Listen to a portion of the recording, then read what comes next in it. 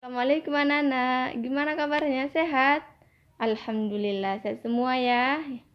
Oke, sebelum kita memulai pembelajaran, ada baiknya kita berdoa terlebih dahulu ya. Berdoa dimulai, berdoa selesai. Bu absen dulu. Arni Sofia, Diana Rasita, Juliana Dongoran, Fani Effendi. Oke, semua hadir ya anak-anak. Semangat kali nampaknya. Baiklah, materi kita hari ini yaitu ciri-ciri makhluk hidup. Anak-anak ibu ada yang tahu makhluk hidup itu apa? Oh, nggak ada ya. Oke, ibu jelaskan ya. Makhluk hidup adalah organisme yang memiliki kemampuan untuk bernafas, berpindah tempat, merespon terhadap perubahan diri mereka serta lingkungannya. Adapun ciri-ciri makhluk hidup yang pertama yaitu bernafas. Bernafas adalah atau bernafas merupakan proses pengambilan atau menghirup oksigen dari lingkungan, kemudian mengeluarkan karbon dioksida. Yang kedua yaitu bergerak. Makhluk hidup memiliki kemampuan untuk bergerak, diantaranya seperti berlari, berjalan, dan beraktivitas lainnya. Yang ketiga yaitu berkembang biak. Berkembang biak merupakan proses makhluk hidup dalam memperbaharui keturunannya untuk mempertahankan atau memelihara spesies atau jenisnya. Yang keempat yaitu membutuhkan makanan. Setiap makhluk hidup pasti memerlukan makanan atau nutrisi untuk mempertahankan hidupnya. Yang kelima yaitu tumbuh dan berkembang. Makhluk hidup mengalami pertumbuhan dan perkembangan dari yang terkecil hingga menjadi besar. Yang keenam yaitu peka terhadap rangsangan. Makhluk hidup bisa memberikan tanggapan karena mereka peka terhadap rangsangan. Contoh, putri malu. Apabila kita menyentuh putri malu, maka putri malu itu akan menurunkan daunnya. Yang ketujuh yaitu adaptasi. Adaptasi yaitu bertahan hidup dengan cara menyesuaikan diri dengan lingkungan. Contoh, bunglon. Bunglon dapat merubah warnanya sesuai dengan lingkungannya. Baiklah, ibu akan memberikan contoh tentang ciri-ciri makhluk hidup. Anak-anak ibu, ini adalah contoh dari ciri-ciri makhluk hidup. Yang pertama yaitu bernafas.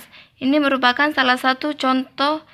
Yang pertama yaitu bernafas, yang kedua yaitu berlari atau bergerak. Yang ketiga ibu ambil contoh berkembang biak yaitu pada ayam.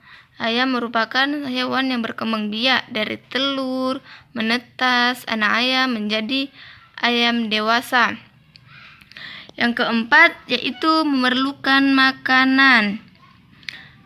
Ibu ambil salah satu contohnya itu manusia, Pak sedang makan.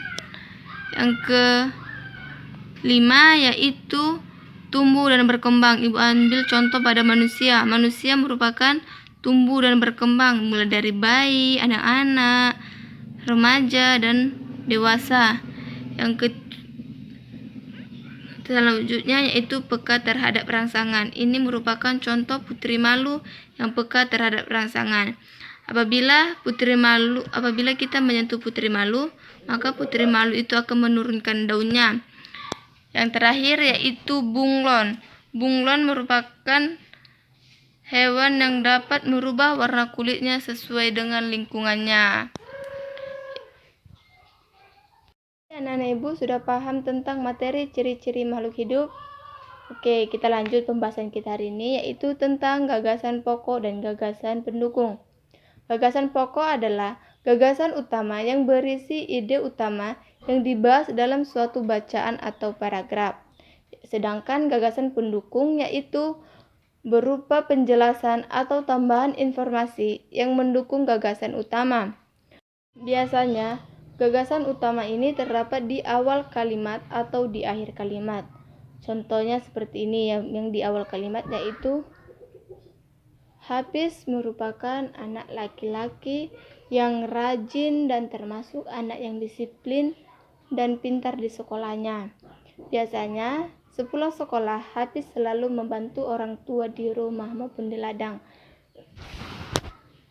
Jadi, gagasan pokok itu atau gagasan utama itu yaitu Hafiz merupakan anak laki-laki. Sedangkan gagasan pendukungnya yaitu anak yang rajin, anak yang disiplin dan pintar di sekolah, dan kemudian membantu orang tua. Itu merupakan gagasan pendukungnya. Jadi, kesimpulan materi kita pada hari ini yaitu makhluk hidup digolongkan menjadi 3, yaitu manusia, hewan, dan tumbuhan. Adapun ciri-cirinya, yang pertama bernapas, bergerak, berkembang biak, membutuhkan makanan, tumbuh dan berkembang, peka terhadap rangsangan, dan adaptasi. Kemudian gagasan utama dan gagasan pokok. Gagasan utama itu terdapat pada awal kalimat atau di akhir kalimat. Sedangkan gagasan pendukung itu berupa penjelasan dan mendukung gagasan pokok. Demikian yang dapat Ibu sampaikan. Kurang dan lebih saya mohon maaf. Assalamualaikum warahmatullahi wabarakatuh.